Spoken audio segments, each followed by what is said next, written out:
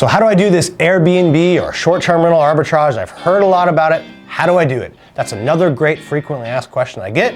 Here is the answer. All right, so what is short-term rental arbitrage?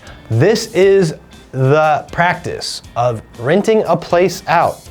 It could be a condo, apartment, townhome, single-family home. Rent it out at a long-term rate, so a year lease, a 2-year lease that you pay monthly, and then you turn around and you put it on Airbnb, on VRBO, and other short-term rental sites, and you make more income per month than you have to pay out.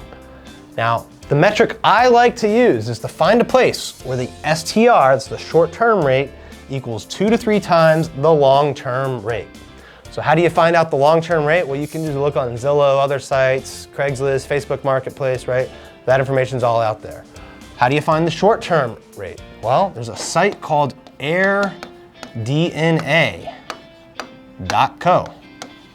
Go on that site, put in the address, the beds and baths, and it will spit out the rate and the percentage of time it's rented. It even does it by month. There's paid levels on this site, but they've got a free version that is just fine. So that's a great place to start when estimating this short-term rate. Another thing to do is to actually go on Verbo and Airbnb, right? Go on these actual sites, see what listings look like, see what their availability is like, see what the rates are, look at the pictures. I like to do this to kind of ballpark it, then I do this to dial in on my exact thing, and this also gives you good market research on what your listing should include, what you can do to make it stand out. All right, so find a place that fits this formula. Then you're gonna go to the landlord. You're gonna be upfront and tell them what you're gonna do. All right, so you gotta make sure it's allowed. It's gotta be legal in the jurisdiction. It's gotta be allowed by, if there's a homeowner association or an apartment, it's gotta be allowed by those groups. You're gonna tell the landlord what you're gonna do and the reasons it benefits the landlord. Now, it benefits the landlord for multiple reasons. One is it reduces turnover, right? Because you're not gonna get married or have a kid or die, hopefully, right? Or wanna move into a bigger home or get relocated, right? This is a business. So you're gonna be a long-term tenant. So it's gonna reduce the turnover. It's also going to increase the amount of times the unit is inspected. Most long-term landlords don't inspect their property unless the tenant moves out. Well, in this case, you're gonna inspect it once a week, probably on average. Every time someone comes in, it's gonna get professionally inspected, professionally cleaned.